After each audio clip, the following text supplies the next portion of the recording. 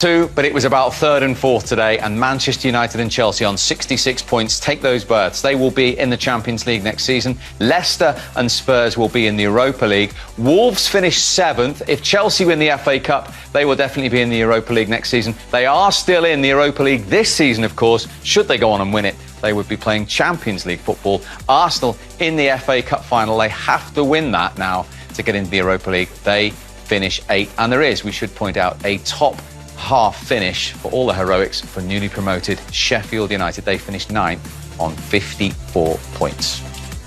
For those two huge games in terms of the Champions League, you thought it would be Chelsea and Manchester United, and so it proved. Yeah, I think it went with form. Leicester have been dropping gradually throughout the season. They had a lot of injuries, suspensions as well today. And Manchester United, of course, have been totally the opposite. They've been absolutely flying high since the resumption of the Premier League.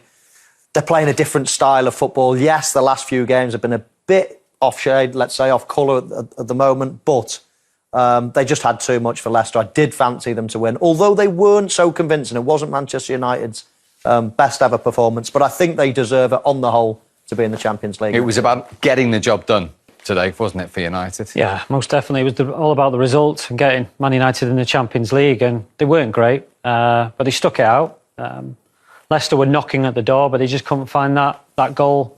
So credit, again, like we said, you know, the run that United have been on, even before lockdown, after lockdown, they picked up where they left off. So, yeah, they deserve it. And like I said, you know, big teams in the Champions League from the Premier League next year. And Frank Lampard's done it in his first season in charge with a tricky potential fixture there against Wolves, which he overcame. Absolutely, especially away from home. I think Wolves are really dangerous. You know, they spring on the counter-attack, got a lot of pace, a lot of quality in the final third, and I think Frank's done the job today. You know, I know we talked about fine margins for these managers. Is it going to be good enough? I think top four for Frank Lampard and the emergence of a lot of young players into that squad now has been a good season. And they've still got, obviously, the FA Cup to come. They have. And for Manchester United, as you say, Leicester were knocking. It was a little bit nervy. At the moment, you know, I still think they're one or two players, maybe three, short to actually challenge Man City and Liverpool, but they're going in the right direction. They certainly are. Let's get some Manchester United reaction then from manager and captain, beginning with Harry Maguire. Harry, congratulations, you've done it. What sort of achievement was it to come from so far back in the pack and eventually finish third and seal that Champions League place? Well, yeah, like you said, finished third in the Premier League. As a club, that's where we expect to be. We expect to be in the Champions League, but obviously the last few years have been tough, and at the start of the season, probably majority of people didn't expect us to be in the top four come the end of the season. We always had great faith in ourselves. At the start of the season, we were far too inconsistent, dropping silly points. Performances wasn't good enough in parts of the games, and we get punished. We've been a lot better of late, like you've said, and to come from a unpromising position shows the great character that we've got in this group. Ollie, congratulations. You've always said that Manchester United belong in the Champions League, but what sort of achievement is it to finally do it, finish third in the season that you've had? I think the boys have done a great achievement. I think, you know, where we were earlier on in the season to end up third is fantastic by them. They've taken on board so many things, had our ups and downs, and it's of course come down to the last game, and I've got to say it's a wonderful achievement by everyone. What are your thoughts on the game itself that achieved it? Not a classic. It's one of them. Does it matter? No, not really. But then again, we want to learn to win games like this, games that we need a result in. You know, it's been like a mini tournament, this restart, and it looks it as well. We're a bit tired, leggy. I think everyone can see that we're not the same as we've been early on. But then again, we've had to go for it. We've had to catch so many points and so many goals. So and they've done it. They certainly have. And just how big is it, Ryan, for Manchester United to be in that competition? No, it gives everyone a lift in the club, you know, and attracting players as well. You know, some players will choose clubs that are in the Champions League. Or holding on to some, maybe? Yeah, and holding on to some too. But it's just huge, you know. Eventually, when we do get crowds back, you know, Champions League nights at Old Trafford are special. And, yeah, Ollie's beginning to mould a team which is exciting. He said there, yeah, they're running out of legs a little bit, but after lockdown, they played the same team more or less, which they had to because they won such a good run.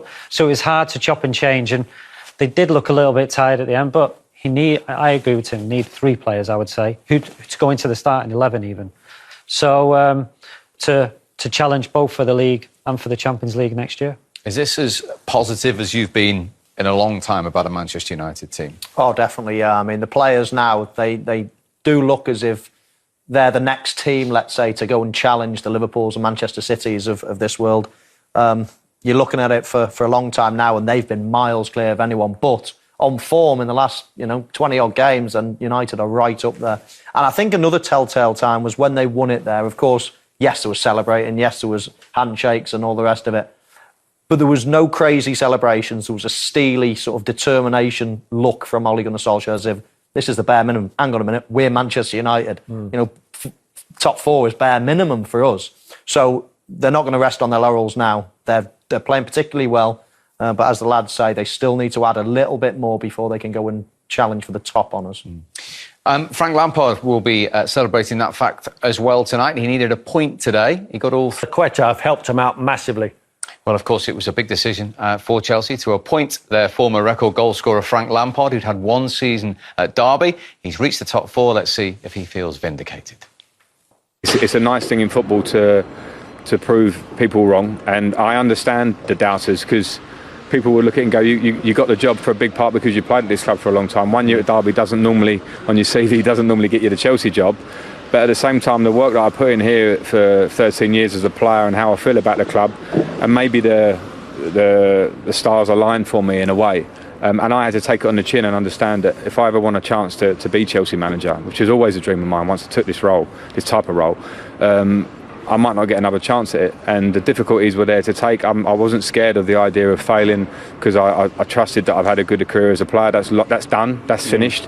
If it doesn't work for me here, now, in the future, whenever, it wouldn't be for the want of trying, and so I had to take it. Simple as that. It's all about. You mentioned next year about bridging the gap, and you've got Ziyech coming in, Werner, Havertz has had a mention as well, and some other really big names. Is Chelsea, do you feel, going to have a real go as well next year? Well, I hope so, and the 2 that you've said we've signed, we will look maybe in other areas to improve if we can. I know a lot of people have talked about our defensive frailties, and I'll take that on board as well. We need to get better at that. So whether it's in terms of recruitment, but whether it's looking at ourselves, how can we get better? Because clearly, conceding as many goals and getting in the top 4 is great, but there's something we need to improve on. But it's a conversation we can now have. And by the way, we've got a big game next week, so I don't want to jump too forward to that. But if we can improve as Chelsea Football Club, we have missed a couple of windows now. If we can improve them, we'll look. Between Harry and Victor? Well, yeah, first of all, a lot of talking, but it's just understanding each other's game. Knowing certain things, what he's going to do with the ball or where he might go with the ball, and what his position he might take up. These are things you learn after you've played with each other for a lot of time, and they seem like they've worked that out very well this season. And can you see room even more for growth and improvement as not just those two centre-backs, but the whole defensive unit? Yeah, well, since we've came back, I think the whole unit's been brilliant. There's been mistakes at times, and that's where we've been punished. But in general, the understanding between them all has been really good, and Shaw, obviously, is in that as well. Yeah, sadly, Luke, unfit, unable to play today. Hopefully we'll see him back soon. But there seems to be a bit more depth now. Brandon's come in and done really well today. I love it. I just love the competition now because when Brandon comes in, it seems like Shaw's there anyway. So, you're not sure as the games keep going on if, do you drop Brandon now because he's been playing so well, and that's the competition you need in any squad. And Brandon to come in and play how he's played all season is something that you don't expect from a young lad, but he's done it with ease. Yeah, now with Diogo and Tinfosu Mensah more recently, who has come in to give Aaron Wan-Bissaka some competition, not just at centre-backs but the full-backs. There is good competition which can only improve them. There is, yeah. Like you said, Tim coming in the last couple of games, or coming on, just shows how well he must be playing in training. Showing that Ole, he's trying to make it difficult for Ole because Wan-Bissaka's been brilliant this whole season. So yeah, that's what we need: competition, healthy competition, people fighting for places, and that's all you can ask for, really. So as we come to the end of this Premier League season, the longest Premier League season in history, next season will be the shortest Premier League season we've ever had because of the upcoming Euros. Who have been our standout performers for you? For me, I'd have to say Bruno, and I know he only came in January, but he like we've talked about, he lifted the whole squad, brought a little bit of a different dimension to the squad, and off that, you know, Mason, Rasha, Martial, you know, they all took advantage of that, and I think that's all down to, not just all down to him, but he started it off. He was the first piece of the